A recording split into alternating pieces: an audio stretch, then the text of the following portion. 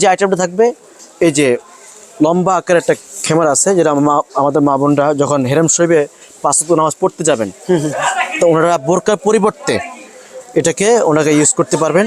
আমি দেখাই দিই একবার, তাহলে জিনিসটা বুঝতে সহজ হবে। এই যে আচ্ছা। ফুল একটা বড় আকারের একটা, অর্থাৎ বোরকার পরিবর্তে একটা ড্রেস, এটা পরবেন।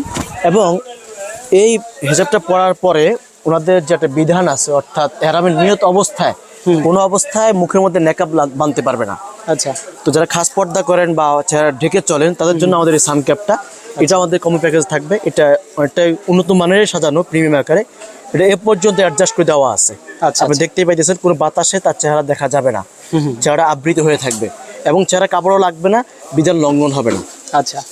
এটা হচ্ছে ওনাদের প্রিমিয়াম সানক্যাপটা, সাথে হাত পায়ের মোজা এবং পিঠের ব্যাগ, বুকের ব্যাগ, জুতার ব্যাগ, তারপর মাটি, রশ্মি, উমরার গাইড, সব কিছু মিলিয়ে এটা আমাদের মা বোনদের জন্য কম্বো প্যাকেজ।